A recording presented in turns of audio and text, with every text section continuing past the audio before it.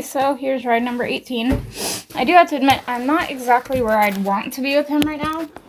But that's gonna happen. I can't compare him to the other two that I started because the other two that I started within 30 days, we were on trail rides, going up hills and everything like that all by ourselves. So I can't compare because all horses are different. So he does tense up a little here and there, but it's nothing like he's done.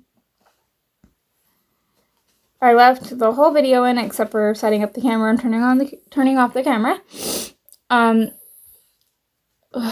Here we're flexing, and since he is just a tad tense, I'm allowing him to kind of move in a circle to see out of both eyes. I know my reins are still kind of tight. That's just going to be how it is until I gain more confidence, and he gains more confidence. What are you doing? Do you have to stand on my leg right now?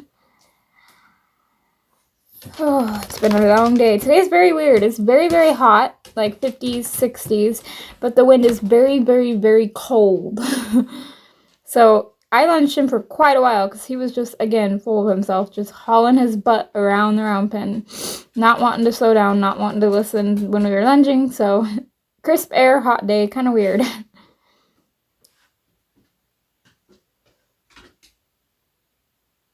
So here I'm just allowing him to walk straight.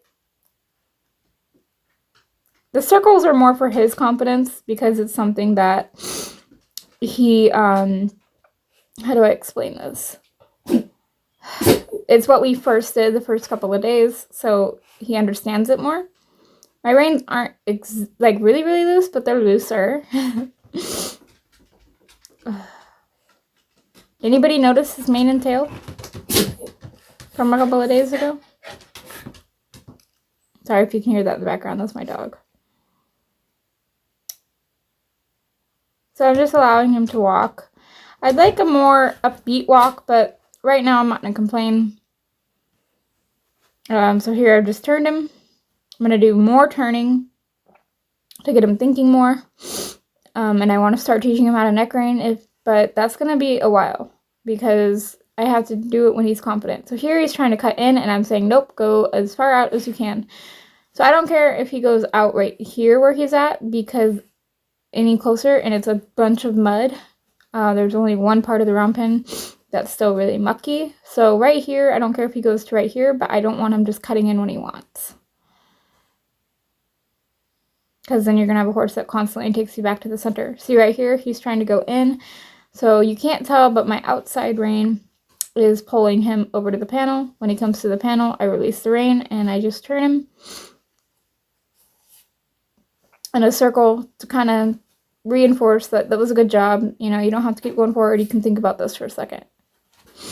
I'm going to start changing him constantly, doing tons of circles, just like this. Not like what I did when I first got on, just changes the direction, just to kind of keep him paying attention. Maybe he won't spook as much because he's so worried about what I'm asking.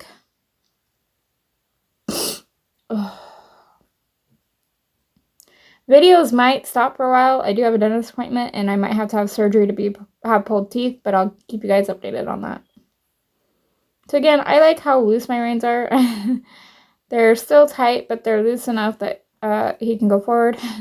I don't think I'm at the confidence point yet where I can just give him the whole rein because of how many times he's exploded. It's kind of scary for me. This is the first horse that's ever blown up, and I try not to hang on to that, but it's kind of hard not to when it's the first time it's ever happened. So, I think it's here. Yeah, I'm asking for a trot. And I'm letting myself be extra, extra bouncy. Because in the canter, I know the first couple steps can be a doozy, so I'm kind of preparing him ahead of time for his canter. Because I'm going to be super bouncy, because it takes a while for them to get balanced with the rider and the saddle and themselves at a faster gait. So that's kind of why I'm allowing myself. So I shut him down here.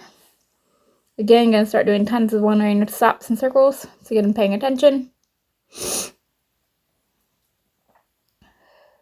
Working on petting him while he's walking. You'll see him get stuck a few times.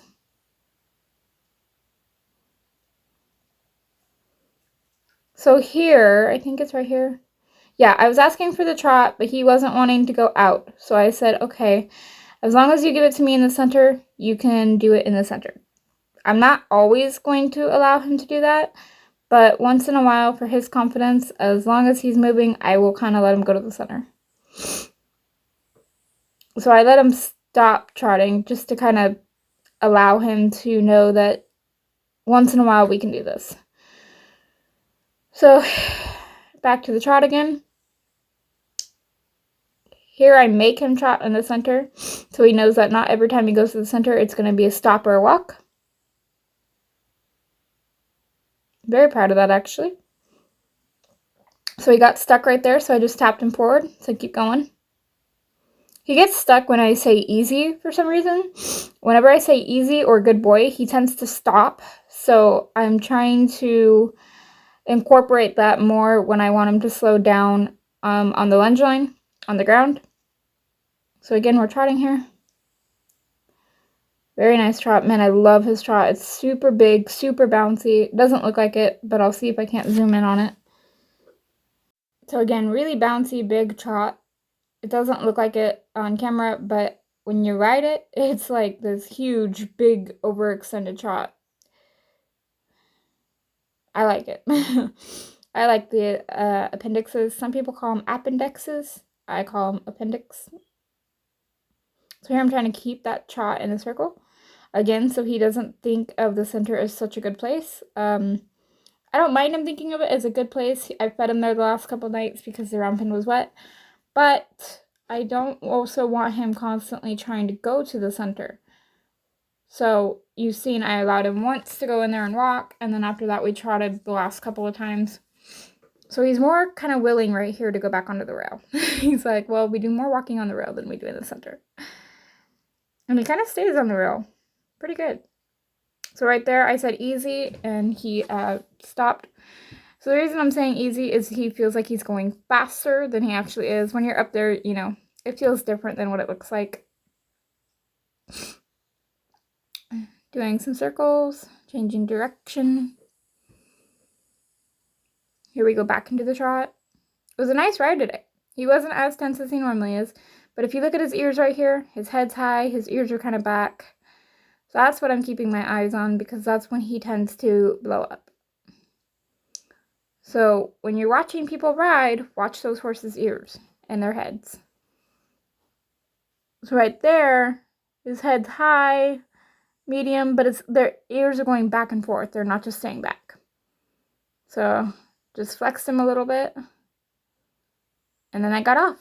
So I hope you guys enjoyed his 18th ride. Not where I want it to be, but you know what? He's better, and that's all I'm going to say about it. Bye, guys.